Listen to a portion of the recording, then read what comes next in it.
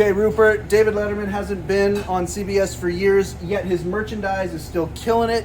The only place that you can get official Letterman, Late Show with David Letterman merchandise is right here at the Hello Deli. How do people get this merchandise other than coming in here? Obviously, you want to come in here. If you're in New York, right, come to the Ed Sullivan Theater, come to the Hello Deli, get yourself a Paul Schaefer sandwich or something else, and then buy some merchandise.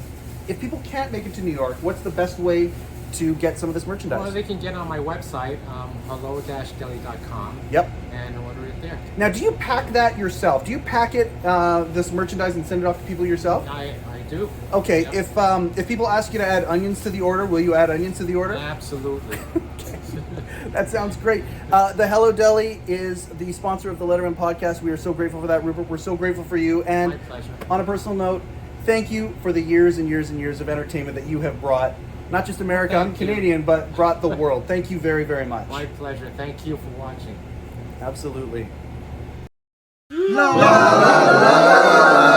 la.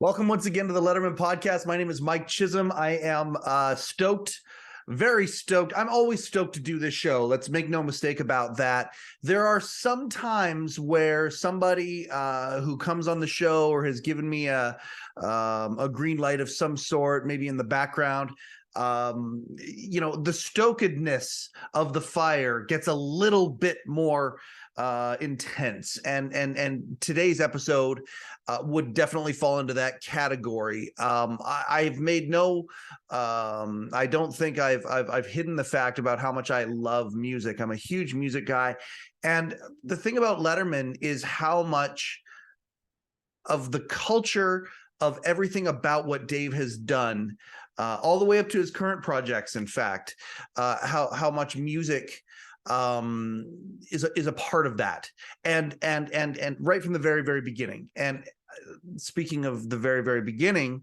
there's only a handful of people who were there from the very beginning all the way to the end of the run of the Late Show in 2015, and that includes on the musical side of things. One of those people is Will Lee.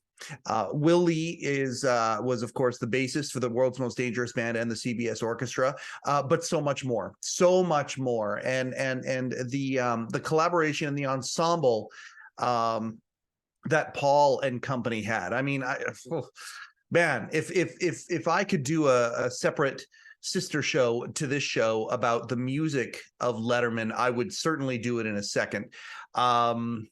Yeah, I just, it is such a part of the show. In my opinion, it's mixed right into the DNA. Will Lee, a big part of the creation of that DNA.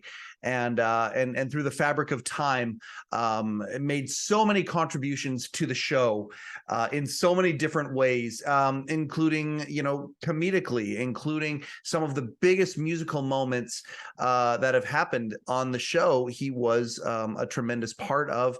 I'm very, very proud to have made this connection. Thank you to those in the background that helped to make that connection. You know who you are. We have a phenomenal episode here tonight. We talk about, we're going to keep it in one part, even though we probably could move it to two parts. It's just a really awesome conversation that starts talking about modern music and just where we're at when it comes to music. And then it kind of moves into different anecdotes from over the years within Letterman's programs. Will is just a great guy who loves music. I can't wait for you to hear some of these stories, all sorts of stuff. Why wasn't he there the last late night, the night Bruce Springsteen came in and blew the roof off the dump? Why, we talk about MacArthur Park. And by the way, this is one of those things when we become official, hopefully we do become official, but I'm saying when, where at the end we would tag the performance of MacArthur Park in 2014 that Will did the lead vocal for. We talked all about that and how that came to be in this episode. We talked a little bit about Fab Faux, although interestingly enough, he's in Fab Faux. Guess who's also in that band? Jimmy Vivino, from the leader of Conan's band. And we didn't even talk about that. Like, there's so much meat on the bone of things that we haven't talked about yet. But The seeds are planted. This is an awesome episode. I'm going to stop the intro here as soon as I can. I've just got two last little shout outs. Number one, of course, the Letterman podcast brought to you in part by the Hello Deli. If you want Late Show with David Letterman merchandise, a mug, a shirt, or Rupert G merchandise from the Hello Deli, go to hello-deli.com. Check that out. Now, there's one more piece of thanks that I need to, one more piece of business I need to do in this introduction by the way of thanking somebody, and that's to Don Giller. We have always thanked Don Giller, of course, for his contribution to the Letterman mythos, to the Letterman community. Incredible archivist and curator of Letterman content, has the greatest David Letterman collection of footage in history, the definitive collection, in fact. So that being said, he has fact checked us along the way. He has been a very, very needed support for this production. Very grateful to have him here. Well, this episode here, we started testing things out and we turned it up a notch. Don was actually here real time with Will and I, and he was throwing in if there was any fact checking to be done, if there was any interesting things that could be added to the conversation. And I gotta say, does it ever make this show a better show with that mechanism coming into play here? And it's a little bit janky how we do it right now, but as the technology and as things upgrade and as we stumble forward in the darkness of trying to learn how to make this show even better, the fact that Don is here and will be a support and a tool for that, I cannot thank him enough for that as well. So hopefully you enjoy that aspect of the show. You'll be seeing that more and more as we move forward.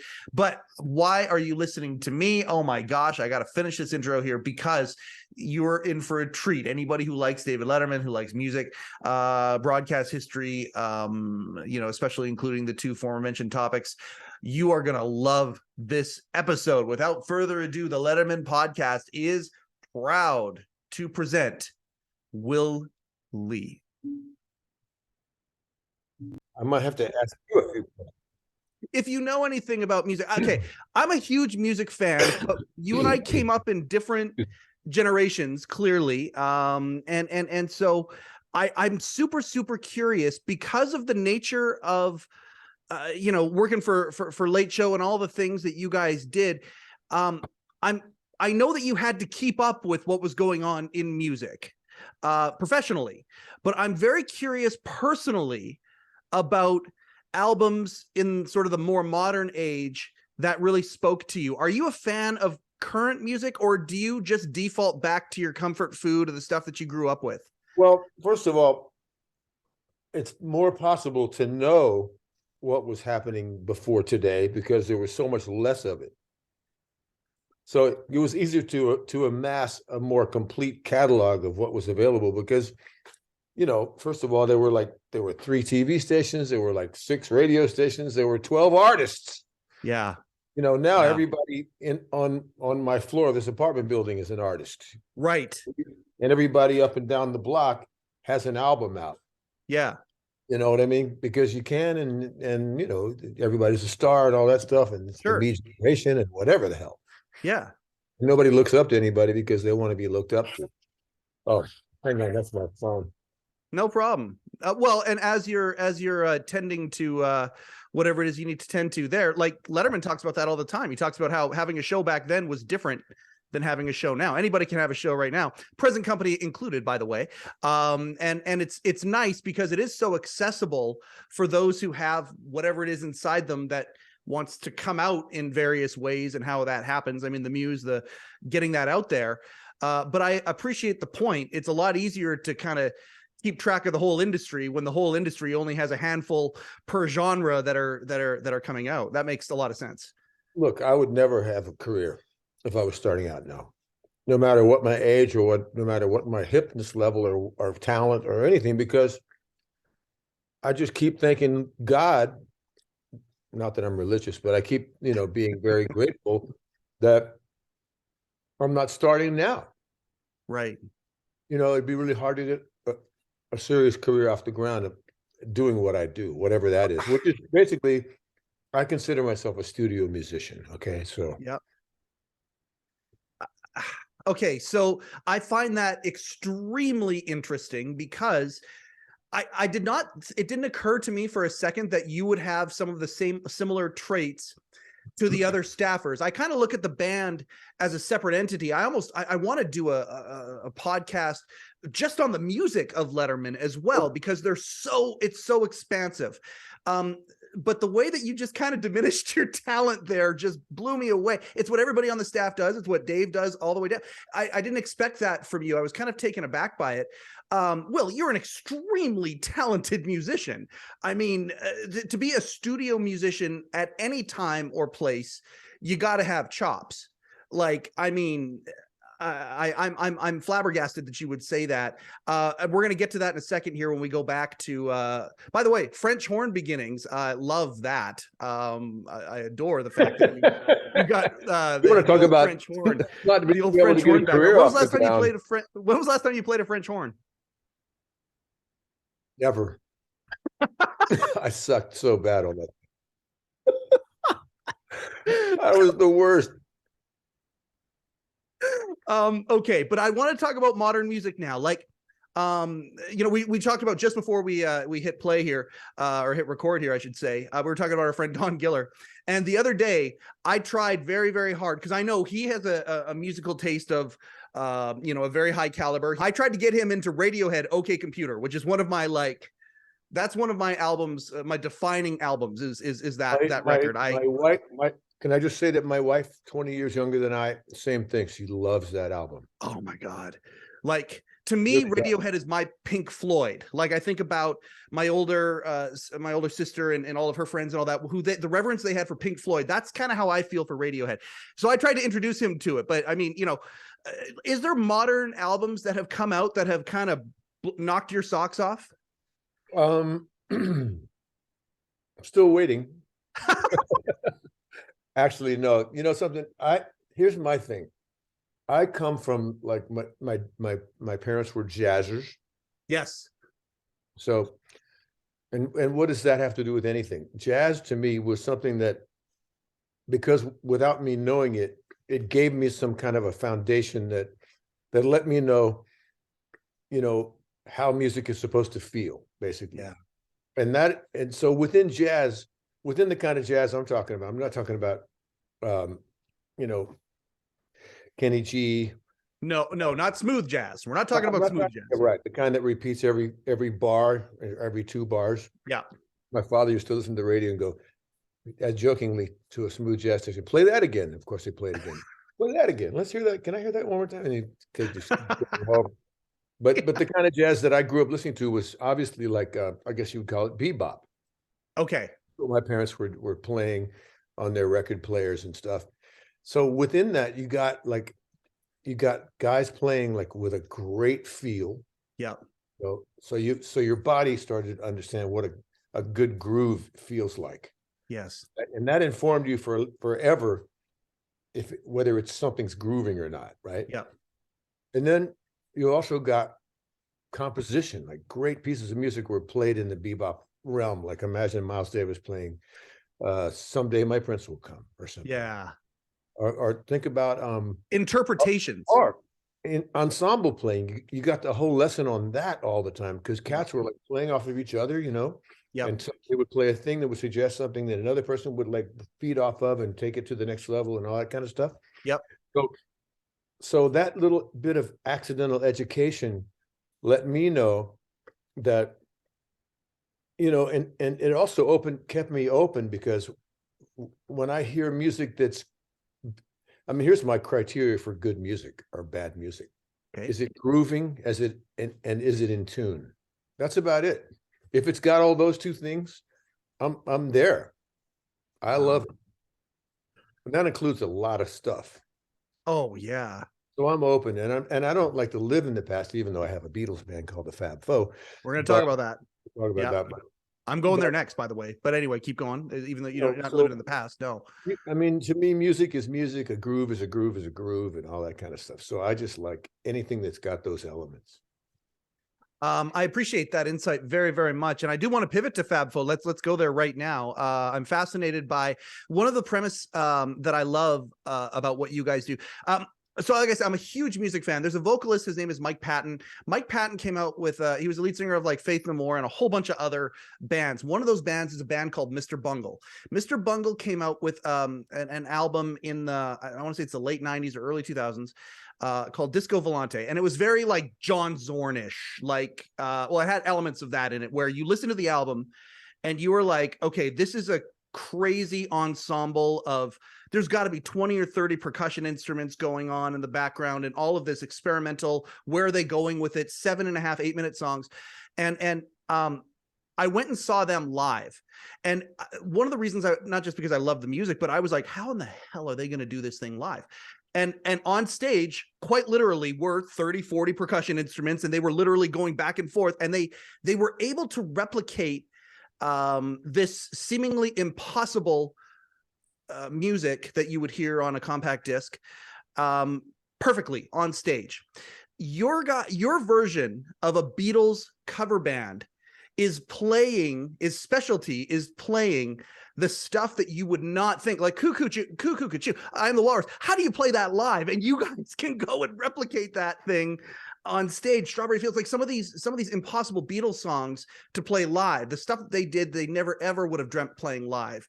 That's where you guys kind of, well, it seems like that's where you started. Was that the original idea for Fab Faux?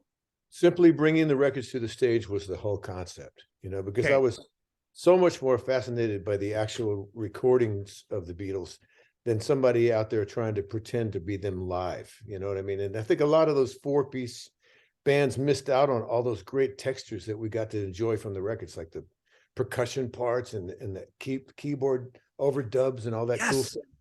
So, and the doubled vocals, which were allowed to cheat on. We had 5 guys, and that's a very forgiving thing. I learned that in the studio. When you double a vocal, it becomes a little bit more, it has a little bit more credibility than a guy who's not exactly Pavarotti, if you know what I mean. That kind of 100%. so I love those layers. Yeah. So that became to me, the Beatles was kind of a gang sound. I didn't, for the longest time when I was a kid, I didn't know if one guy was singing it or the next. I just said, it's the Beatles, a sound for me. And I love the way they progressed, and I love the way they, even when they went and did the White Album, which was kind of thought of as being, their most apart album that they did. Yes. And kind of, they were in little camps in a way. But I didn't know that. As a kid, I'm just thinking, well, that's the next level of what they're up to, and it's cool. It's just as great as everything else in a different way, because they kept challenging themselves. So you expected it to something, whatever the next thing was going to be different than the last thing, Yeah. But it's like putting those pieces together and taking them apart to find out what they are, and then trying to replicate them by putting all the pieces back together on stage with a number of people in an ensemble. First of all, I hope you're recording this, that I can hear this back, because I'm not writing for the sake of keeping this thing moving. I want to write down all the things you're talking about, but I do want to learn about this John Zorn-esque thing again. Oh, yeah. I'm not really I'll send it to you. When we're done here, I'll send you that. So Mr. Bungle gets on stage, and they do what? Note for note? What was on the album? Yeah, it was acid jazz that went into swing, that went into like death metal, that went into it literally just was frantic, but genius as well. And they performed that CD, that particular one, and they've had many incarnations, and each show tour, or each tour that they would have, that would represent the incarnation, sort of like what the Sparks did. They would reinvent themselves for every album, but this particular album, it was one of the most layered things I've ever heard. And you talk about process bands, like the White Album, I think, is the precursor for bands like I'm Trent Reznor, my rock god, like Nine Inch Nails, and all this processed music, and the hybrid of the instrumentation versus the computer and the processing and all of that. They went and did everything organically. It was literally 30, 40 percussion instruments. One of those things might just be played once in a song and then discarded. And it was quite something. And it was satisfying to you, a fan who knew the record. How high were you, by the way? Just kidding. I am from British Columbia, BC Bud Oh. is definitely in full effect here. But I didn't start partaking in it until I was 38 years old. So for that show and all of the shows that I saw in Vancouver back in the day, very, very, very, very little substances involved, which kept the mind very sharp. The music, however, and I've always maintained that a phenomenal music experience is a religious experience that you do not need any substances for, because it takes you into a different place. Those have always been my favorite types of bands. That's the best music can do right there. I Yeah. think, is to transform you to another place and just take you for a ride. I love that. How old were you, by the way? I would have been 21, 22. I started going so I live in a place called Kelowna, which is about a 3-hour drive from Vancouver, from about 16 on. So 16 would have been like Lollapalooza 92, which was like Pearl Jam and Soundgarden. By the way, like having both of them in one show, and they did like Temple of the Dog stuff in the middle. So like Soundgarden plays, Chris Cornell stays on stage, Eddie Vedder and them come out, they do a Temple of the Dog, and then Pearl Jam plays a set. One of the greatest shows ever. Bowie, Nine Inch Nails, same thing. Bowie and Nine Inch Nails. Nine Inch Nails did a set. Bowie came out, played with them. Trent stayed on stage, played with Bowie, and then Bowie did a full set after that. Like, oh man, that's all you need. That's all anybody needs. That's amazing. Yeah. Oh yeah. At that age. At that age, I mean, you're gonna like, that's gonna disappoint you for the rest of your life that you're not gonna get that again.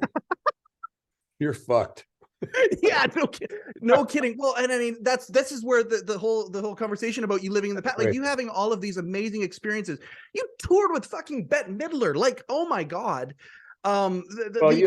Yeah. I mean, it was exciting for me because it was her first tour, and it was a pretty cushy ride, if I remember. It wasn't like getting the bus, it was pretty sweet with plane rides and all that kind of stuff. So she was out of the clubs by this point. She had kind of gotten herself grounded out, probably no pun intended, a lot of grinding it out for her coming up. And it was the first kind of look at me national tour that she did. Is that kind of the picture? Absolutely. I mean, she had radio play, and so people were really hip to what she was up to. I think it's some amount of Johnny Carson had happened for her, so I think she had already had some of that kind of TV type exposure, maybe. Yep. But a very gay audience, a lot of big supporters from that world,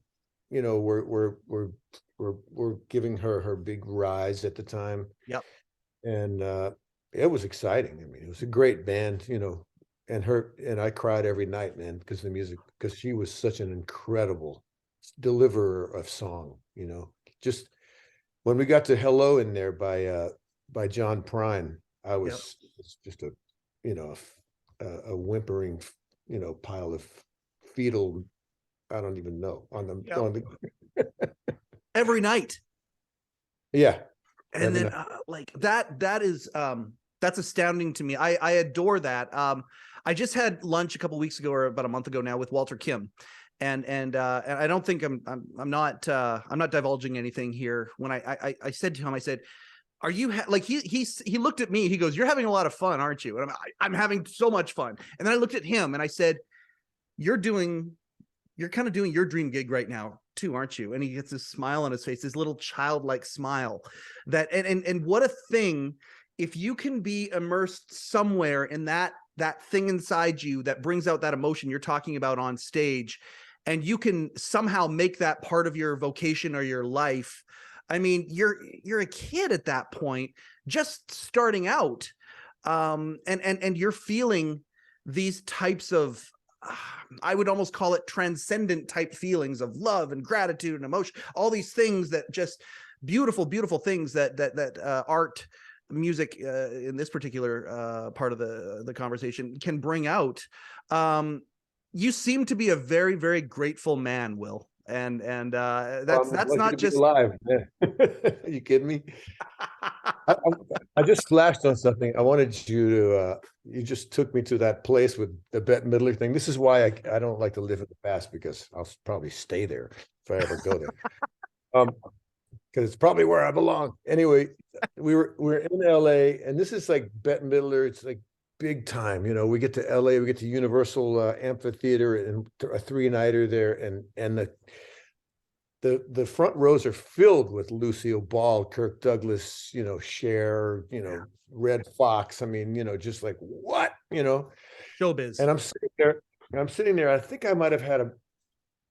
I feel like I had maybe still had a music stand for one or two songs or something. I can't remember. But anyway, I see this face in the audience, and I see this girl, and I go, this is a real aside, by the way. You can definitely snip. We're not this clipping out. anything. This is Oh boy. beauty to me. I love this. I love this. Well, I'm looking at this. I see this person in the front row, and I go, oh no, oh my God. I can't remember where I know that girl from, but if she sees me, it's going to be a problem. And I'm like playing like this, and this girl's looking at the show. And later I find out it was Mackenzie Phillips, who had played the part of this really annoying little sister in the movie, I think American Graffiti. Yeah, George Lucas. Yeah. Does that sound like a thing? Was that a thing where there was like a deuce coupe and a couple of races with a couple of cars and thing? Young man named Harrison Ford. Yes. Yeah. I always wanted to avoid her because I couldn't remember why I knew her, but I knew if she saw me, it was going to be a problem. It was one of those weird, surreal actor versus real life moments. And when I finally figured out what it was, I was so relieved. Oh yeah, that's right. It was that chick and that queen. It was such a pain in the ass and blah blah blah. Anyway, how old would you have get been on back that to tour? our interview. I probably just let me say 20 to 21, maybe. What a thing. I mean, the wisdom you would have gained if you chose to accept it, the wisdom you would have gained in those experiences, mind-blowing. I mean, wow, what a gift. You're also a studio musician, as you like to say. Don actually said something. You have a quote about saying you're a studio musician that can play, that likes to play live, or there's a quote that you said something about that. What do you prefer? Do you prefer being in the studio? Do you prefer being live? They both have their great attributes. I mean, because of being in the studio and seeing different kinds of players in the studio, there were some guys who just, to me, kind of brought like no real, there was a missing energy for those who had not had a live career that just wanted to be studio guys. Right. And it wasn't that they didn't have, I mean, they had plenty of technical ability and technique and like great sounding instruments and all that stuff, but they just didn't have that thing where there had been a back and forth between them and a bunch of excited kids in the audience. Yeah. So I always thought it was great to go out and get some from the live world and bring it into the studio, And I think Paul Schaefer is one of the rare sort of bosses, if you will, that puts a band together. Leaders. Band leaders of people that he really wants to be in the band. And at the same time, once he has them, he still remembers why he likes them in the first place. And I think a lot of the energy that I was able to bring in had a lot to do with me going out and keeping energized and then bringing it to the party, We're gonna get to Paul here in a second. We're gonna PS that. I love what you just said there, and I want to explore that. I see what you did there. Thank you. Okay. I'm not assuming that you're going to be on another episode. We're going to PS it for this episode if I have the wherewithal to get back to it. I appreciate where you're coming from when you say that extra perspective that you have. Let's go down that path a little bit more. Did you always like to be a vocalist as well, or did you do that begrudgingly, or were you always I like what Sting's doing, I'd like to do both? Or Paul McCartney? I don't know. I mean, I love music so much that you want to replicate it. I mean, that's how the whole spark of my career happened, and many other people too. You'd see in my case, you'd see the Beatles on the Ed Sullivan show, and you just, that's what there to do besides that. Well, right. That's exactly what I'd love to replicate at some point. So you start trying to make it happen. And my mother was a singer. My dad was a keyboard player, a jazz pianist. Yep. And I used to I used to walk around the front yard leaning on trees and singing like I was on a video or something. How old were you when you were doing that? I was well, I did it last night, so I was 70. No, it was. I'm just thinking back. It was back in Texas. I don't know, 8, 9. That's 10. Precious. That's the dreamer. That's the dreamer right was there, wanting to manifest stuff, and that's Precious. That's really awesome. dreaming you're on TV or in a music video. I don't even, there weren't even music videos. I don't know what they were called. And there was a guy singing to a pre-recorded version. Ed Sullivan stuff, right? No, but Ed Sullivan was live. Oh, yeah. Well, that's Difference. I mean, I think I was pretending I was singing. I don't know. What am I, Andy Williams? I don't even know what the hell I'm talking about. I can't think of a reference that took me to that place. But so the singing thing is semi natural for me and semi working my ass off to get there, because I work on my voice every day. In the shower, I do a thing that's 25 minutes long every day of my life, and it doesn't make me a natural singer, but it helps me to get to the music, you know. Oh, I love that very, very much. Well, okay, and right now, hey everybody, not now, obviously, don't pause or stop this. In fact, like, share, and subscribe right now. But when this is over, go watch Will at the end of the Late Show. A lot of people think I'm doing it. Thanks, buddy. I appreciate that. Near the end of the Late Show run, it wasn't in the last 6 weeks. A lot of people equate this moment with the last 6 weeks of the show. It was shortly before that. It was the year before. Go watch the performance of MacArthur Park. I mean, I salute you for that. That's I talk about comfort food for me sometimes, and there are a lot of musical moments through the entire run, both shows, that I love. But near the tippy top is you doing MacArthur Park live with the entire ensemble. That was an incredible performance, and you nailed it. Did you nail it? Right to the very last. I don't know if that would be a falsetto note or not, but that last note that you did, oh my God, did you nail that? How many in the shower exercises did you do for that one, man? Well, I had to wear that one. I had to wear a device in my pants for to get that high note. Anyway, seriously though, it was a harrowing experience, because first of all, you're playing and you're singing at the same time. So you got to like figure out you got to fake out some kind of way to coordinate those two things, and to either like pay attention to one or the other to not screw up the whole orchestra, you know. So you screw up one, and that's going to throw everything off, and you screw the other one, and it's going to throw everything else off, you know. Yeah. So you got the bass playing, you got the singing, and I had written out like a hybrid kind of chart for myself to appear on the teleprompter. Oh, no shit. It kind of let me know, you know, it was a lyric thing, but it also had like some hints about what to play, you know. Oh, and it was fascinating. I have it somewhere. I don't even know. It had just enough information for me to be able to pull this thing off. But the physicality part of it, you know, I had my vocal coach there. I was kind of bummed because when I sing on stage, I have enough breaks in between phrases that I can just go to clear my throat if I need to. Not when you have the Madonna mic on. When you have the Spears mic on, every sound is heard. So it's a different animal. Yep. I did tons of Prilosec, tons of just down a few gallons of water. My vocal coach had warmed me up all day long, and you know, it was there was no abridgment in this version too. You guys played the whole damn thing. Like it was. Believe it or not, as long as it was, there was actually a missing verse there. Oh my God! Really? Yeah, there was. It wasn't the whole version, but I can't believe that. I know. It really felt like a complete package for sure. Yeah. It was epic. And I mean, and you talk about the physicality, even the blocking of it, because it starts with Paul on the piano as well and everything. But by the end of it, Paul is leading the entire, you know, the entire ensemble there. And you're on top of a cake center stage. Like it was, it was very complex. Okay, so let's go to, I want to talk a little bit about the old days versus that. This is a good pivot for that. The rehearsal. You guys were, and I mean, I go back to the original band.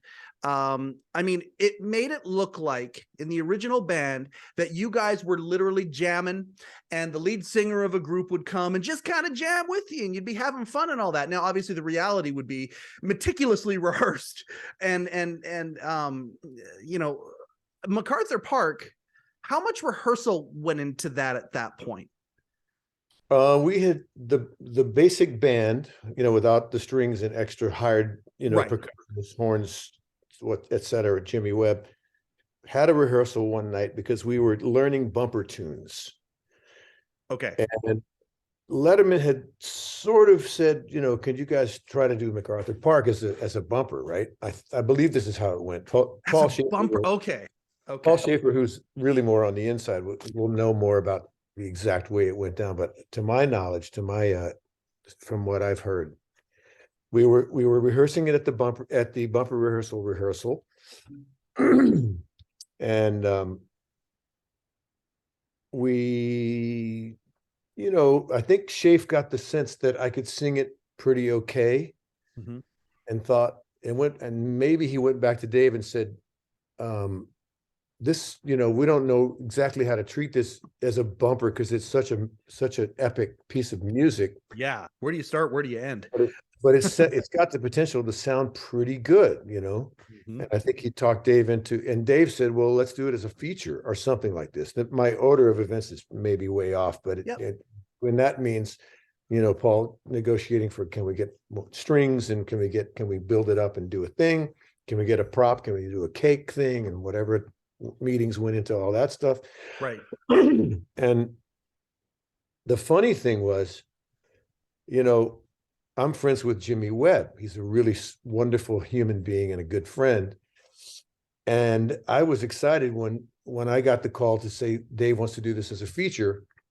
And I even had a date that I knew that it was going to be. And I was able to call Jimmy, and say, look, just want to let you know that I've been asked to do your song. It's this MacArthur Park thing. And I don't want you to miss it. Are you going to be anywhere near a TV set on blah, blah, blah, whatever the date was? I think it was like in July-ish or something. How cool is that? That's awesome. Whatever it was going to be. He got like really emotional about this. And he said, man, yeah, because at this point, it had been announced that the show was going to be ending at a certain place at a certain time or whatever. It was known that the show was going to go away.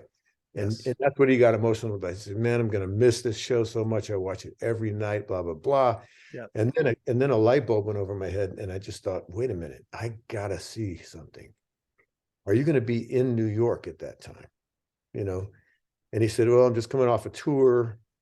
Yeah, I'll be in town. I'll be around, when that's happening. And I said, let me call you back in a couple of minutes. And I went over and to my memory, and I think Schaefer had already had this idea, but I think it's my idea. But I went to those guys and I said, can we ask Jimmy, can we invite him to do this with us, And which, because everybody said yes, including Jimmy, it was like the saving grace for me that day and night of doing that, because I have to tell you that he was so into it that he was like a little kid. He was so nervous.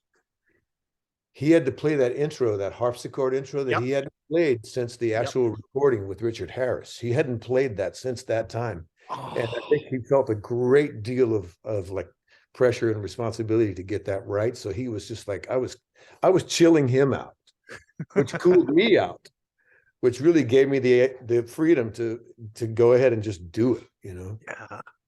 In between breaks, I could see how nervous he was. And I'd be, hey man, it's gonna be great, And I'm over there like, yeah, who's telling you it's gonna be great? I needed one of those in my ear, but instead I was Jimmy's guy.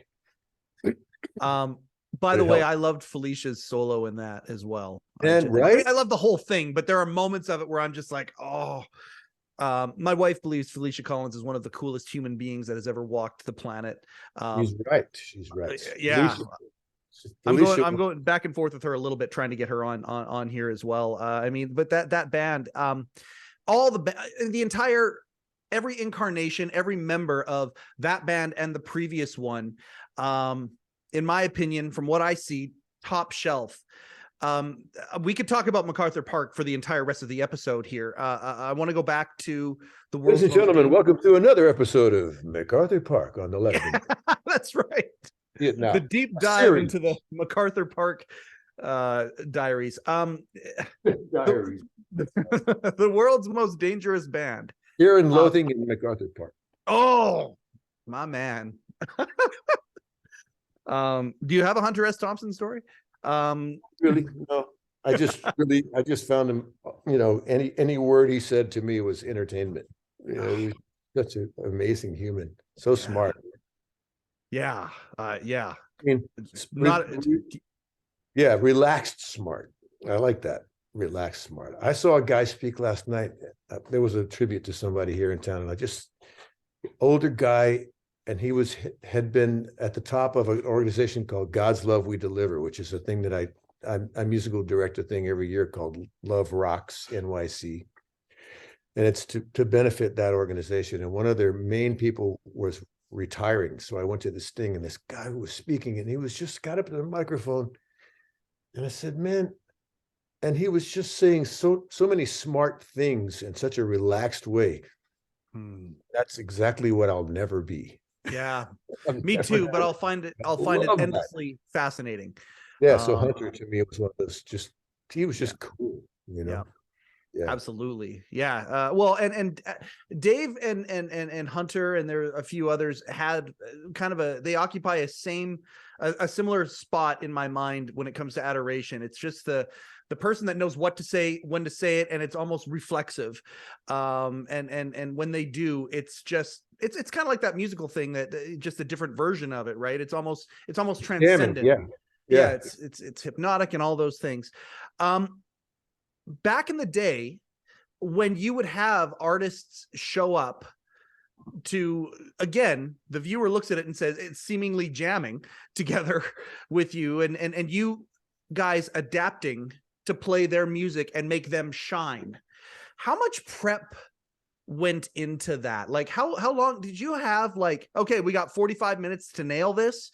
Were there times where the band would be prepping for the person to come in beforehand, where you okay, we got 45 minutes to do this here, and then when they get here the day of, we'll do another 45? Like, how did that work? Do you have any stories that you can prick out and give us an example of? I think it was a variation of all of those themes. Sometimes it would be like Paul would write a chart out. Sometimes we would write our own chart out. I think we would almost always get a recording of it at least the day before. Yep. Then I think when they got more organized through the years, they learned how to do organization. Because you could just tell by the beginnings of the show, from the first show on into into its trajectory into all the decades, that it got a little bit more and more organized as time went on. But in the beginning, everything was so experimental that it took a while for them to finally. I think I was in a state of shock one week when I got, at the beginning of the week, I got the whole week's music on one tape. It was like, hallelujah, I can do some homework. This is great.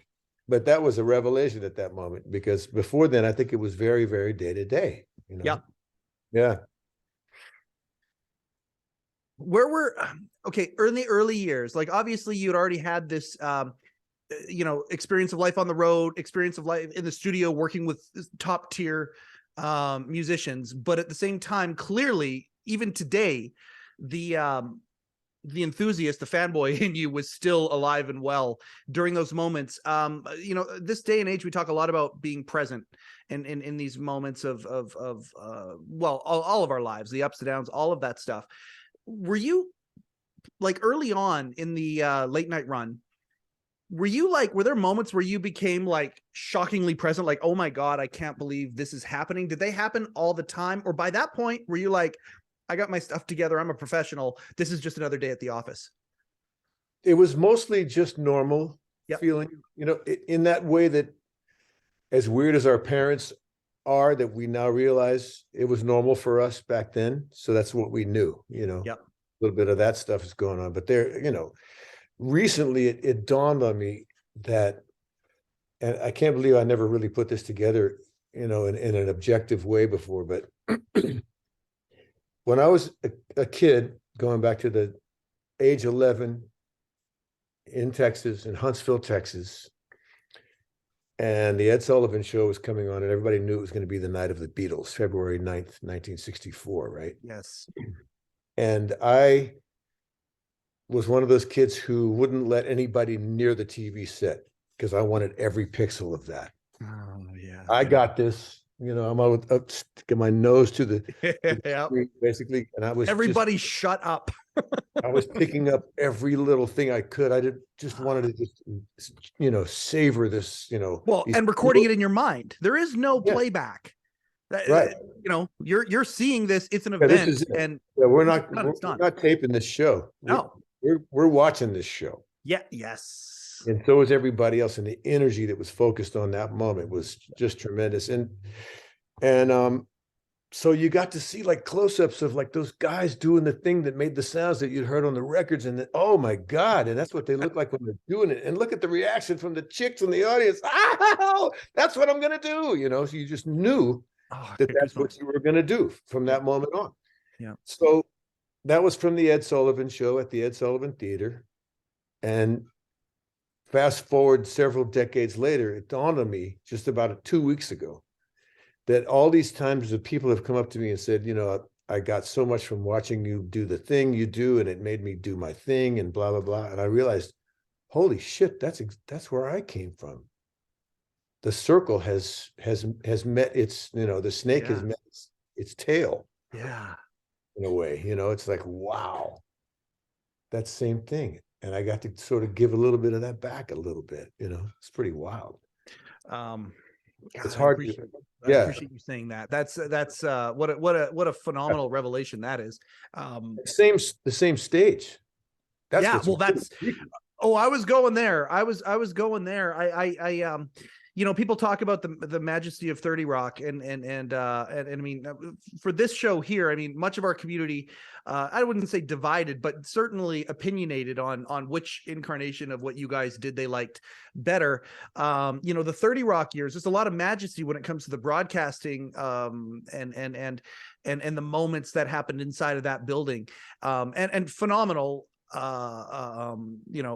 history, but the Ed Sullivan Theater stage, holy crap. Like, I mean, I don't know which one. I guess through sheer volume, 30 Rock has an edge, but the magic moments that happened on that stage that you got to play on for over 2 decades, as a standing gig, like I said this to Bones when he was on, you a studio musician, but who also loves live, but also had a gig for 30 plus years.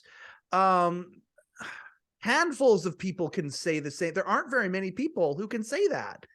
And again, this is where we go back to presence and just what a thing, It's a real thing. Yeah. And it's one of those kind of record book type of things in a way. It's like, I don't know if the people, I hope more people get a chance to have that kind of amount of that stuff, but I don't think it's going to happen for many. No, awesome. Like, I mean, everything has changed, the way that, history, even the word history is a completely different deal than it used to be. You think of Johnny Carson and the amount of time he was on and how much of a legend he was. Well, now history is like, oh yeah, we've got 4 albums out or like it's become such bite-sized moments. Even like, I love going long form on this show. Like I love it. But at the end of the day, I've got all these people in my ear going, okay, yeah, but you need to bite size it. You need to throw things, shorter episodes and all that stuff. I'm like, no, the long form, that's where the meat is. And I feel the same way about these historical, bodies of work that have been created. That's why we exist is to transfer this knowledge over.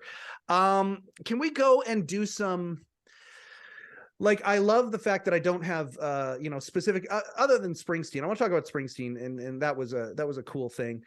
Who were some of the artists that you're like, okay, I'm really glad I took this gig. I'm glad. Okay, yeah, thanks, Paul. Yep, this is great. I like the ensemble. We're doing this, and then suddenly these moments start to happen. early on at late night, what are some of those either artists that you got to work with or moments that you got to be on the stage and witness?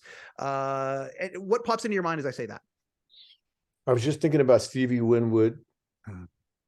I was thinking about doing Higher Love with him and Give Me Some Lovin'. I was thinking about Peter Gabriel, even though we weren't playing with him, just to sit there and witness him being Peter Gabriel on the stage was pretty wild for me, because that's one of my big, huge, like focal, his album So Yeah. is one, top of the food chain kind of music.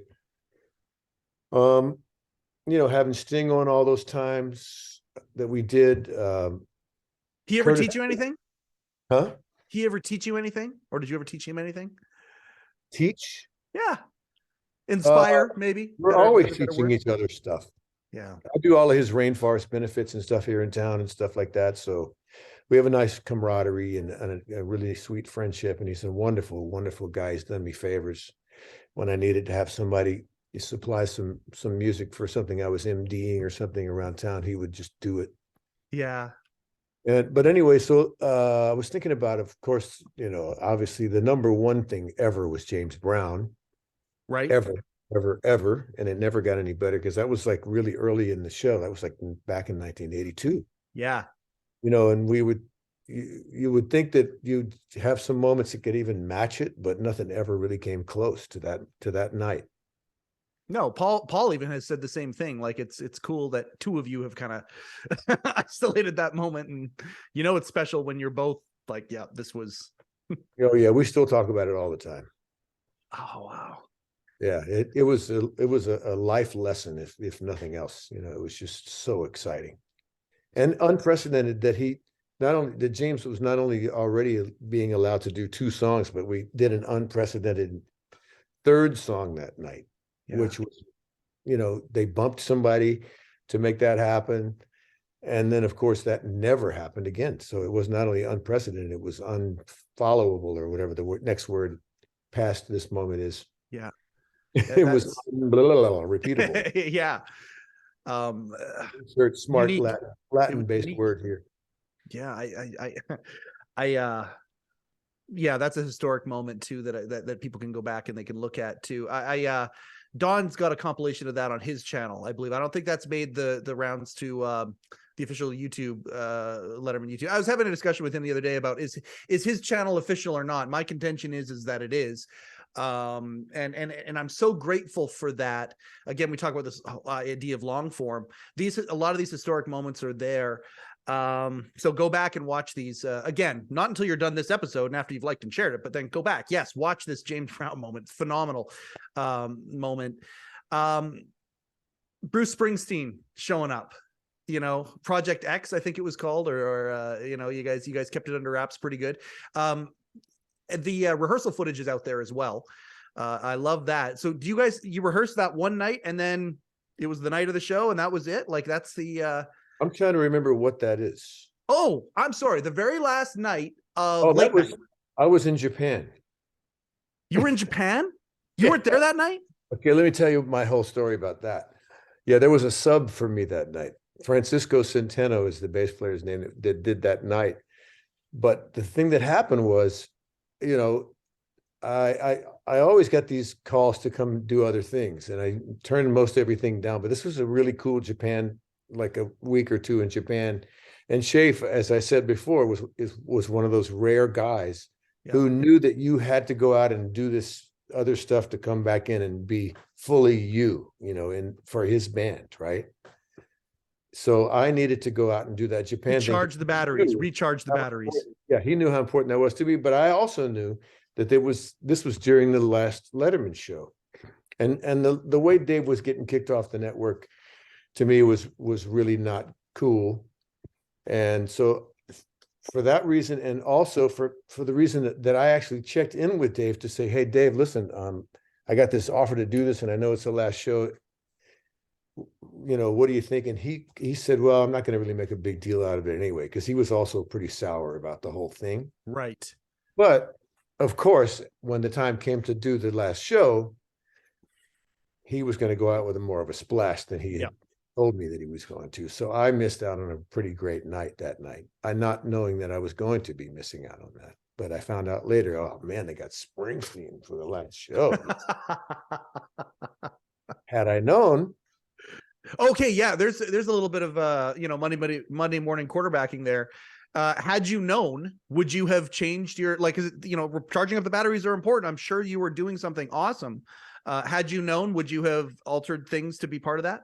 Well, it wouldn't have been because it was Bruce Springsteen or any other particular person. It would have been because Dave had more of a, I don't want to say emotional attachment to that moment, but he was going to do it with more panache than I had thought. If I had known that, that would have put way more importance on it. So yeah, I would have opted probably just to hang around and do it. Can I just tell you that I'm really grateful? Easy to say this right now. It's really easy to say. Go ahead. It's really easy to say this after the fact, by the way. Well, that's the beauty about Monday morning quarterbacking. Like that's right. And that's what this culture has become. The Walking Dead shows up. Well, let's watch Talking Dead right after. And I mean, for whatever reason, Gen X and the millennials past us love this stuff. The whole reason this show exists. And again, these moments, I've used this analogy, forgive me, to the audience who's heard it so many times. But I mean, at the end of the day, all of you guys, every day you were miners and you found gold nuggets, you found diamonds, you found rare materials in the earth. And then the next day you just dropped them on the ground.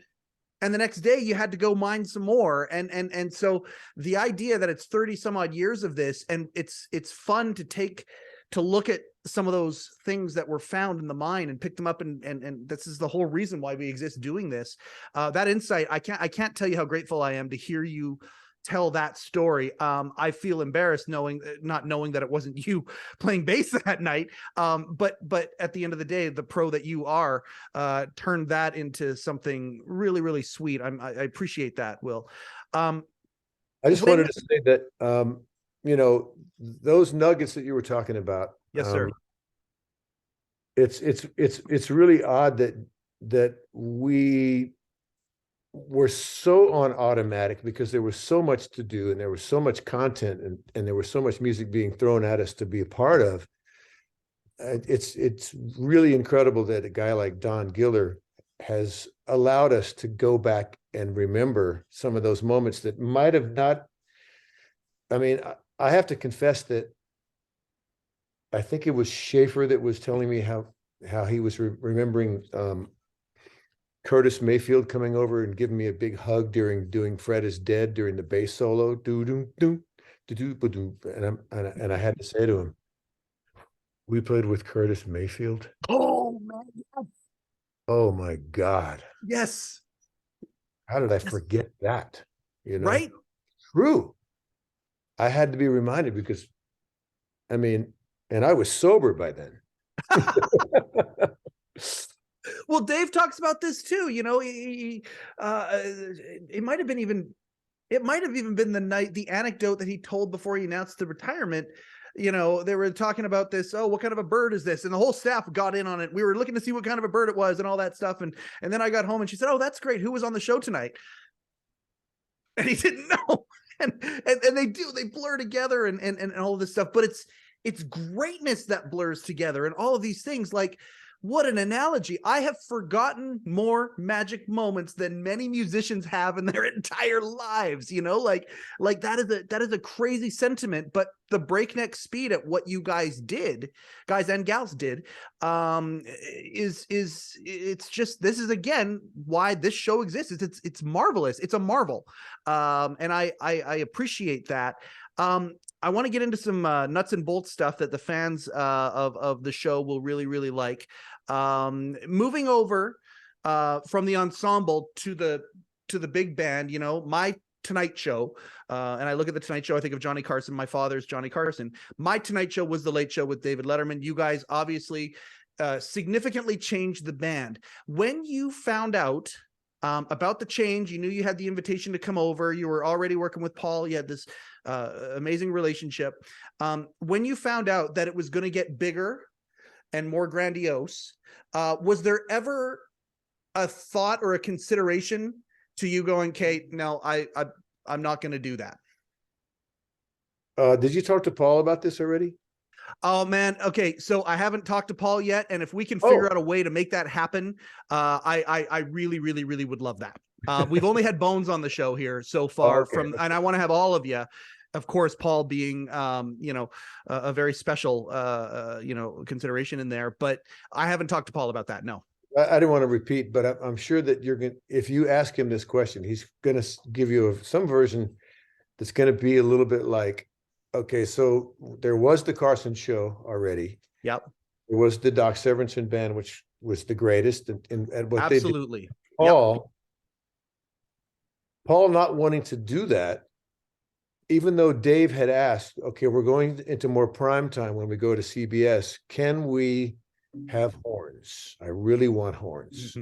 Yep. Paul, being the hip guy that he is, went as far as he could go by talking Dave into letting him have more rhythm section people, right?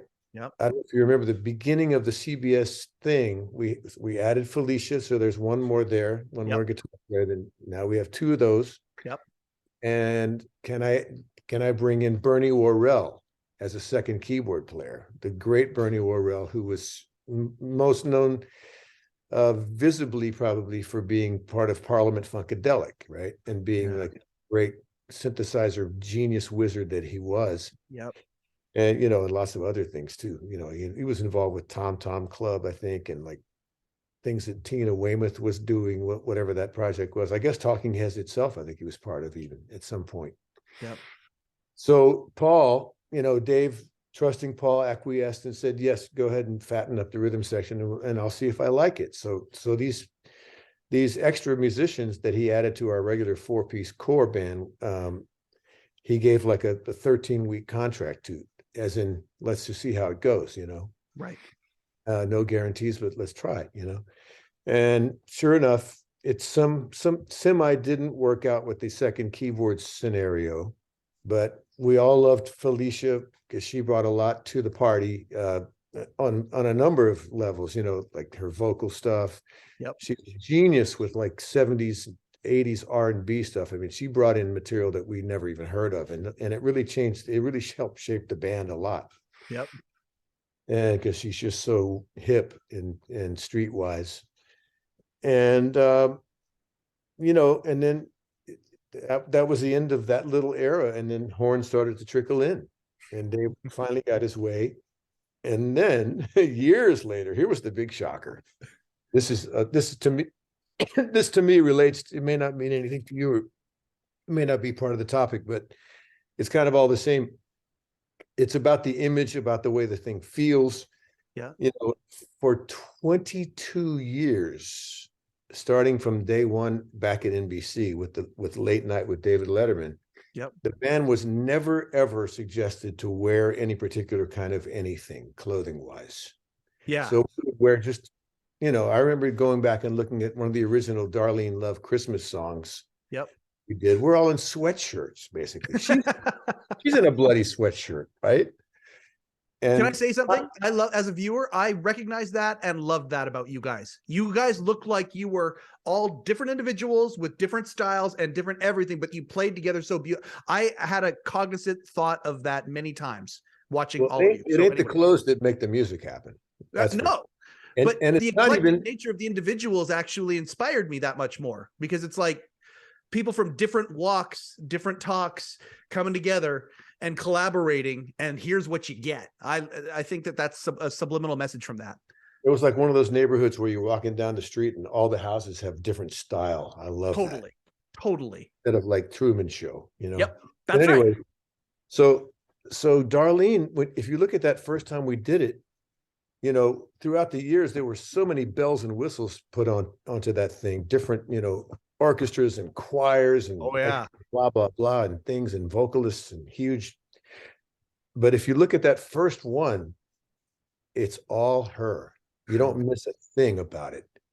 As far as the listeners are concerned, I think all the elements that you could ever need are right there with the four-piece rhythm section and her. We're doing the backgrounds. Paul's playing all the textures. Mhm. She's wailing, just delivering the goods. Yes. But to round back to almost what we were talking, not what you were talking about, but what I was interrupting what you were talking about. No, we're good. Was 22 years in. The shocker of shocker happened when we got a memo. Dear band, let it be known that from today forward, Dave has requested that the band wear jackets and ties.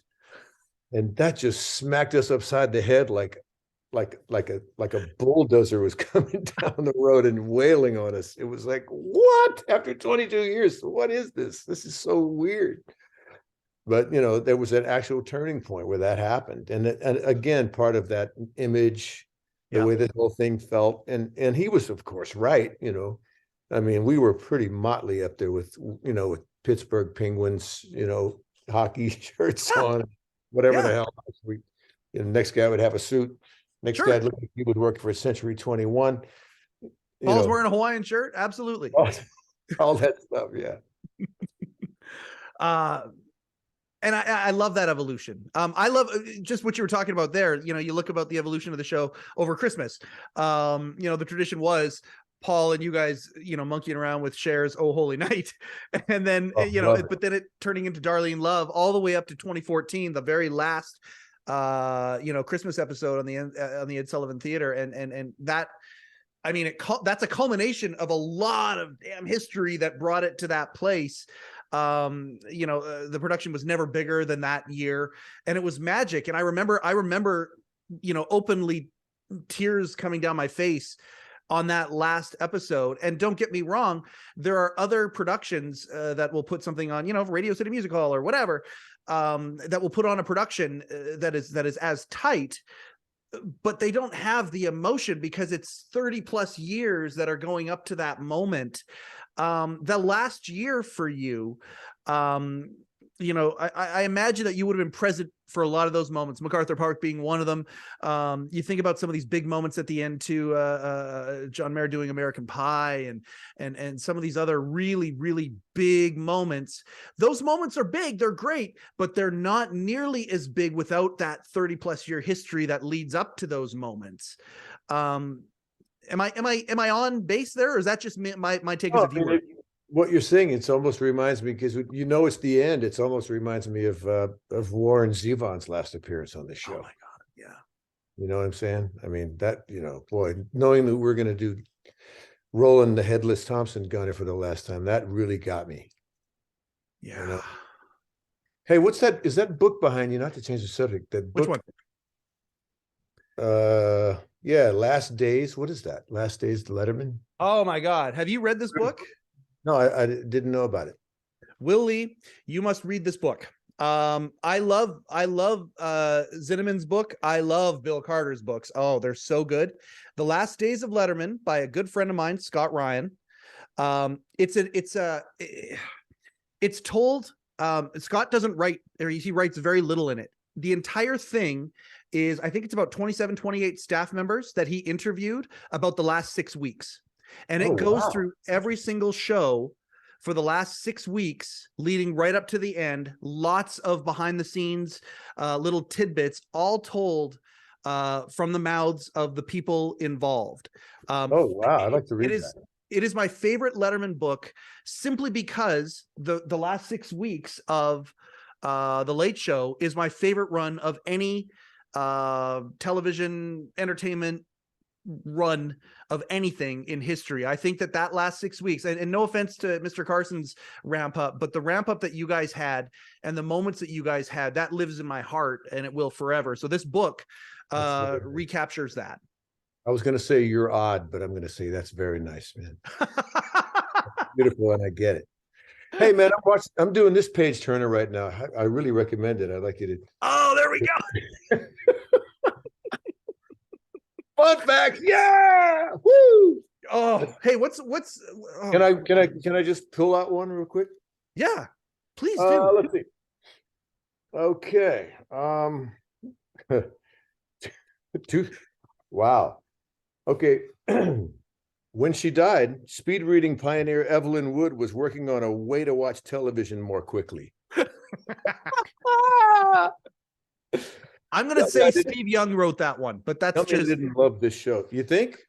I don't. That's my guess. I'm gonna guess that. Oh man, I really loved your interview with Joe Grossman. Man, that was really spectacular. Thanks, man. He's awesome. I love that guy. And I, you know, like we talked about that during the interview. I think, and I have the same affection for you guys again because of the music that you would play. You know, it would stay current, right? Like you'd play "Hurt" by Nine Inch Nails. And so or Eddie Vedder would come out and do his you know, do Black again right during there when Grossman showed up. I'm like, there's a Gen Xer writing for Dave. Like I was just it connected me more, just like your music connected me so much. You gotta love the Velcro suit though. Oh. Hey, check this out. Yes, sir. At Brigham Young University, parties feature kegs of club soda. That's a fun fact. The thing I love about that book is that's one where you're almost like, is that true? Like, I love the ones that make you go, wait a second, is that one actually like, yeah, that seems like a logical progression for the good folks at Brigham Young University. Here's logic at work. This kind of reminds me of pineapple. Porcupines are neither pine nor pork. Can we just read from this book for the rest of the interview? Oh, that could be the podcast. Yeah, let's do it. Well, if this was delivered well, this would be a really good, you know, couple of hours of entertainment. Oh yeah. Well, you know, you can deliver it. I'm terrible at that stuff, but you're I freeze on camera, man. I never liked being on camera on the Letterman show. I would always freeze. Really? Yeah, something inside me would be like, shit, I'm on camera. Even by the end? Anytime. Yeah. Okay, let's talk about the screams now. I mean, you screamed. Don gave me a. I appreciate this very, very much. I jokingly said to him, "I'm going to ask how many times Will gave the blood-curdling scream on camera. I want to know when they knew, who knew that you could do that, because it was right out of the Foley of a horror movie. That scream that you have, Cheney's Dungeon, whatever, and you just went for it. And Don then sent me a spreadsheet of like 80 times of the shows that you I thought you were going to say he sent you audio of them taped of all glued together like end to end. No, that'll be the next. Oh man. Oh, there. Okay. Hey, Walter, there's you know, you two get yourselves together. Let's have the extended Will Lee scream. So when you would do that, you'd be like committing, obviously. Would there be in the back of your mind, God damn it, I'm on camera right now? Would that be in your head? Oh, there was nothing for me to really do. It's just make a noise. But kindly they would tell me ahead of time they're going to ask you to scream tonight. Okay. Yeah. Okay. Get my chop ready. Right. This leads to another question that's very, very interesting. That you would have a bit of a heads up. Were there nights where you didn't have a heads up and a scream is expected, like, now do it? Yeah, I didn't enjoy that very much, as much. Again, that's one of those, you know, it takes a village to do that scream. But you got Paul setting it up with the right, yeah, the creepy organ thing, and then you'd have like Dave setting it up in his way about the Cheney deal, and then you'd have, you know, then you'd have me making the noise, and you'd have, you know, Harvey downstairs, you know, putting reverb on it. Harvey Yep. Goldberg, our engineer, you know, and it would be a whole thing. It takes a village to do that. Well, that's the reason the show exists. Again, it's David Letterman and company. I don't ever expect to have Dave on, but the company is what. I mean, obviously the greatest broadcaster in history, the greatest repartee, wit, all of that. But it's surrounded by what I believe is the greatest team in history, and that's every department, all the way down to the interns and the audience greeters and all of that. We're gonna have David Kay on here. He's gonna talk about that. You know, that part of it. All of these things working like gears in a watch together, meticulously and beautifully. To go back to you for a second, when it came to, okay, the scream, what would you call it? whether it's on panel or Dave says something and it's like, what did you call that when you do the glissando on the bass to accentuate a joke? What was the shorthand for that? What did you guys call it? Reaction. I don't know. Okay. I have no idea. It Now, wasn't anything. It was just me being an idiot. No, it wasn't. It was great, and especially great when someone like, I don't know if Julia ever did it, but it was somebody who was sitting in the chair. It might have been Julia Roberts that I'm thinking of right now, but would say something and then would show up and they look out. Thank you for that. Like, I love those moments. Was that ever Paul talking into the microphone telling you to do that, or was that always just you paying attention and just doing it? Pure idiot behavior, just nothing. I love that. I love that you were given that latitude. Did anybody ever encourage, discourage anything, shape it, aim it? Before this is off the air. Before we go on, before the tape started rolling, yeah, the band would come out and play for the audience, and I always have a big supply of custom picks, guitar picks. And I would throw one or two out into the audience, right? Cool.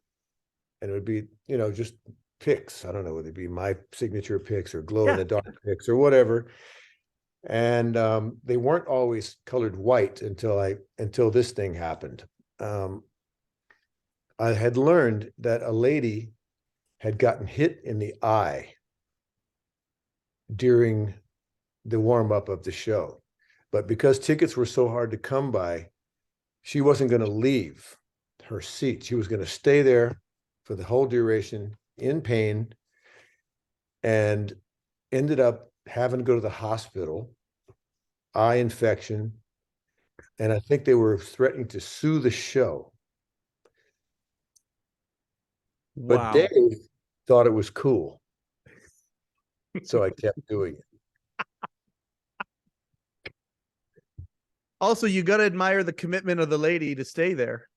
Yes, differently, of course. Sure. I would threw them differently, and I had them paint. They had them colored white after that too. So, and I threw them completely different, like not a straight on. Yeah. Anyway, that's just a complete ridiculous aside. No, it's not. That's the note that you'd never expect to be part of the production. Here's a note for you. You can keep flicking the picks, but just let's try not to injure. Let's try not to use them as a shuriken or a throwing star. Yeah, let's leave the audience eyes out of this. Wait, if you possibly can. Thank you very much. I've been given a note to ask about the Paul bobblehead or the bobbleheads. The bobblehead. That was the thing that I just, my wife and I thought, how could we do something that's really cool, honoring Paul for a Christmas present for all the staffers? That's the one. Made in China. And where all good bobbleheads come from. So between Sandrine, my wife, and I, we looked into it and found a company that would do this. I forgot how we got it happening. I think we must have sent multiple images of Paul from different angles or something. Yep. He didn't know this was happening, of course. And we made a couple of hundred, and we gave it to the staff, everybody on staff, as a Christmas gift that year. And that's awesome. I think most people thought it came from Paul. But that's hilarious. Yeah. You were talking about Joe Grossman earlier. Have you seen the Joe Grossman flip book? No. Okay, like those little flip book, those little cartoon books that we used to have when we were kids. Okay. Yeah. I believe this was a Steve Young creation as a gift for everybody. Don't tell me it doesn't move. That's exactly it. It's a flip book of Joe just sitting there monitoring the whole thing. I don't know how I was able to guess that, but what else could it do? It's not going to do flips. Yeah. Well, it's from the mind of Steve Young, and it's the visage of Joe Grossman. Now, boom, there you go. The great Steve Young. Oh man, there have been so many fantastic writers on that show. Yes. I mean, geez, just I'd love to be the garbage can at the end of the day of the stuff that gets thrown out. Yep. I wish I'd had privy to that garbage can, you know. Exactly. Jeremy Weiner and I just shot an episode, and it hasn't aired yet, but we talked about that. The thing, yeah, I mean, it was great. He's actually, our next episode is going to be kind of cool. He's got a box. I always ask if people, I many times ask if people collected things. He's got an entire box up in his attic, or up in a storage room of things, and it's full, but he hasn't looked at it in years. We're going to do an episode where he just opens it up and we just start looking at things. We talked, yeah, it's going to be fun. We talked about cutting room floor stuff, and I hope that as this thing, which I'm desperately trying to shoehorn myself to be a part of, but as Walter and company and everybody starts to, you know, pick up these nuggets and we re-examine them, cutting room floor stuff is one of the things that I would love to see. There's a whole bunch of bits and things that haven't ever seen the light of day. They were cut for whatever reason, and they were just maybe put into an archive but never actually shown. And he was like, there's so much stuff. I hope that can, there's an aside from me as the fanboy saying that. I do have another question for you though, and it goes with kind of the bass glissandos and the screams and all that stuff. How much was improvised? How much wasn't? We also used to see Paul talking all the time in his microphone to you guys. That's the word, glissandos. Yeah. That's the word. That's what it is. It is a glissando. Okay. I didn't know if there was a shorthand for it. That's what it is. Gotcha. I think the word swoosh is already taken by Nike, but so. Yeah, well, and they copyrighted it. You know, we're going to be shut off the air just for saying that now.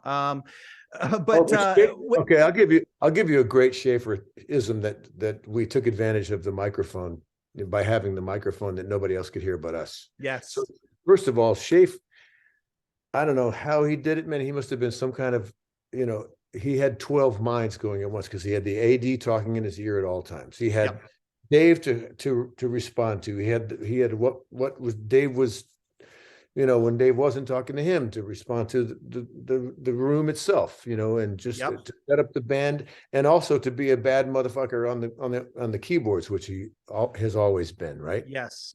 Genius on the keyboards and everything. I don't know what, you know, just the brain and listening to people make mistakes and, you know, making notes while we were making the mistakes and everything.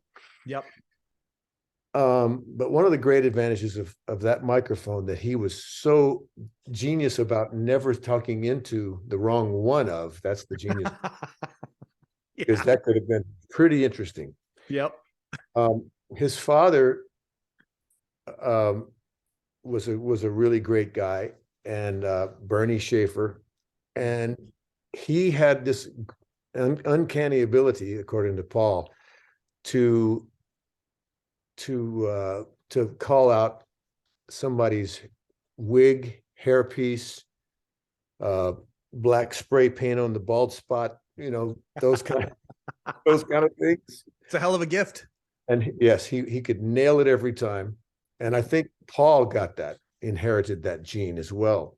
Oh. So he would point out, you know, when certain people would come on, he would point out one of those, it's a weave, it's a thing, plugs.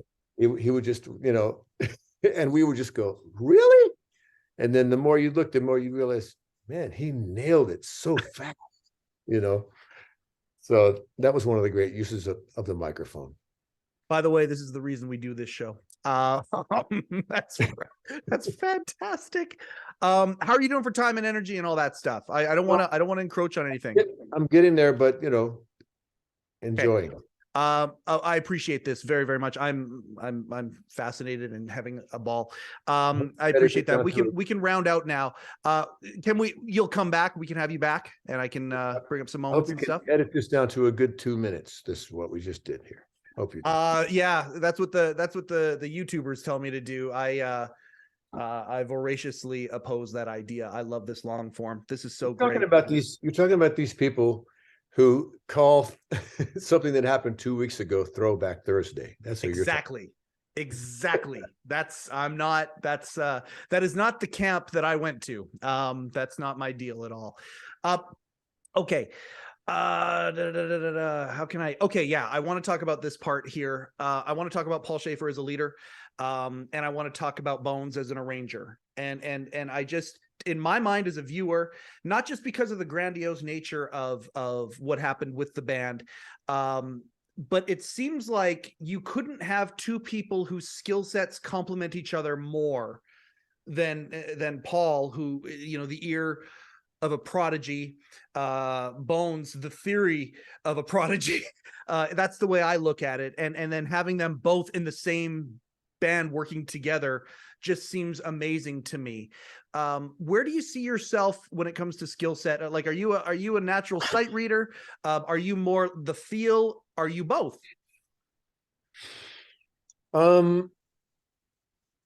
I guess I just, what I bring is a little bit of sort of a little bit of everything from all the different musical worlds, because I understand a lot of different kinds of music, because I come from this foundational position within the orchestra, which is the bass, Yeah. which kind of has a view of everything that's going on from a very root level, literally. Yeah. So I think Paul loved that I could, and because I'm a studio musician, I can zero in on a feel of a thing really easily, and I've always sort of had that ability to fake a certain genre, because I kind of understand the bones of it, if you will. Yep. And so I can provide like a lot of that stuff to a situation, and I can pick up on stuff pretty fast too. Yep. I can get there quickly. And I was actually very critical of the horns a lot, and I have to confess that I was critical of people that didn't have everybody in their mix. They just wanted to hear themselves, because it would drag the pitch and the temp and the feel of the band down. And I was always policing that and being a real jerk about it, because I really didn't like when people weren't listening to the point where it would drag the whole groove down, Right. And I was making everybody painfully aware of that. And I was calling out people once in a while, can you please put some pitch in your phones, that kind of stuff. So I think Paul enjoyed not having to be the jerk 24/7.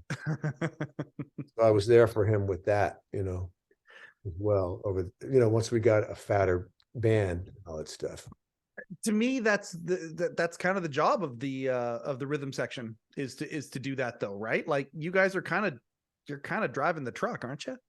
Yeah, and it's easy it's easy to want to make it better. You do it as diplomatically as you can until you lose patience, and then you start to get Jerkus Maximus. But time to go out and charge the batteries in Japan. Paul liked it that I sang. He dug that. Yeah, I could bring some of that to the party. Yeah, I think he just liked my energy and ability to get there quickly, I think, kind of. Yeah. I want to finish by talking about some of the stuff that you're doing now. I for those who haven't listened to some of Will's solo stuff, Sahara being a lovely, lovely song. I love, by the way, getting an email back from you that had a lot of very cool links to some of the cool stuff that you do and have done. Needs to be updated. There's a lot of new stuff since then. Well, let's talk about some of the new stuff. Like you talk about this benefit that you help with. If folks want to come and see you or connect with you and anything that you're doing right now, what are some of the ways to do that? What are some of the projects you have going on? I like to put out little original songs and try to make some kind of video representation of them, so that a lot of stuff can be found on YouTube these days. Yep. As far as live stuff, I'm preparing this big show that Paul Schaefer is actually going to be one of my keyboard players, and he has been in the past, for my little house band of 6 horns, 6 singers, great 2 drummers, Steve Gadd and Sean Pelton. I mean, just the greatest, the spoiler of all time for house bands. And they make my job so easy, because I prepare all the stuff. We're dealing with like many, many artists, many attitudes coming from many different worlds, and they're able to cover anything, all that stuff. And Paul's one of those perfect guys to have in the band, and he doesn't like it as much as I would like him to like it, because it's a lot of work, and he works really hard for me to get there. But anything I know about musical directing, came from that one guy. Anything that enables me to have a band like Fab Faux, I got all that information from him on how to do it. And what I mean by that is, the specialty area of bringing the records to the stage, because by hook or by crook, when we were just a 4-piece band, we still tried to make it sound like it had a lot more instruments going on it than the number of people in the band. Yeah. So anything I could learn trick wise about how to make that happen, and just how to organize it all, came from Paul, because he's the best there is. And he's an amazingly good friend and a great patient human being. He's like the perfect guy to have done that gig, obviously. I mean, because first of all, in the first few years, I watched how let's say the first year, because he got it pretty fast, how he navigated Dave. Yeah. And found out how to make all of his comedic timing, brilliance, and diplomatic skills, and just awareness of what's happening in any particular room. Yep. How to make that, turn us into a great part of the show. An accessory to not something that's separate from the show, but an accessory to the show and a part of the show, an appendage, really. I love watching the evolution of all of that. Well, imagine Dave got to depend on him so much that when Paul had to sub out, say to go do Spinal Tap or something, Dave didn't know where to look when he would look toward the band. He didn't know where to look. You'd see his eyes like wander all over the place, and there was no Paul there, so there was no central focus for him to, he was a little bit lost. Yeah. Without Paul, after, once Paul had established himself as being sort of the go-to counterpart, Yeah. So Paul was just priceless for that. Oh, my favorite Paul Schaefer moment, by the way, was with Julia Roberts. You getting laid lately? I just that was what was the context of that? You don't remember? Okay, so Julia had gone through a breakup. I forget who with, and it doesn't matter anyway. She had gone through something, but she was making an appearance on the show, but it was very public that was what was happening. And so she and Dave were going back and forth, and they had their usual chemistry, but it was a little bit strained and different because he was dancing around the subject, and they knew that they were dancing around the subject, and everyone was kind of in on it. And I think the context was he went back to Paul. He goes, "Paul, anything to ask Julia?" And he goes, "Are you getting laid lately?" and Dave, "Paul, what are you doing?" He gets up, and they have this. It was one of the greatest moments. Yeah. Oh, it was so good. And to me, you talk about the evolution to. You figure all those things out, and where it culminates in a moment like that. Will, I can't thank you enough for this. Is there anything that before our chapter 1 kind of closes here that you want to throw out there before I close us out here? Everybody wear your rubbers. Yeah, well, there you go. Winter's coming. It's going to be sloshy out there. That's right. Timeless advice. I'm going to do a quick outro, and then we'll say our goodbye privately, if that's okay with you. All right. Yes. All right. Thank you very, very much. Holy crap. Yeah. This is why I do this show. Oh, what a phenomenal conversation that was. So grateful. I as preparing for this, I mean, there was no other word I could use, and I'm not going to use it while he's there, but we're not seeing it right now. Willie is an icon. He's an icon, and I'm so fortunate to have had this amazing conversation. I hope that this community that we're building really enjoyed this episode of the Letterman podcast. I certainly know that I did. Please like, please share, please subscribe. Again, I'm going to say that until I don't have to say that anymore. We have one sponsor of the Letterman podcast, one sponsor only, and that is Rupert G of the Hello Deli. If you're in the New York area, go visit Rupert in May. Get yourself some soup, get yourself a sandwich, get yourself a beverage, get yourself a piece of Late Show with David Letterman merchandise. It's the only place that you can get it officially. Boom, go see them. If you live far away, that's okay too. Go to hello-deli.com, get yourself a Late Show mug, get yourself a Late Show t-shirt. I think he even has Scott's book there, a Rupert t-shirt. And if you ask really, really nicely, Rupert does, by the way, pack those orders himself. If you ask him really nicely, he might add onions to that order. This has been another episode of the Letterman Podcast with Mike Chisholm. Coincidentally, I am Mike Chisholm.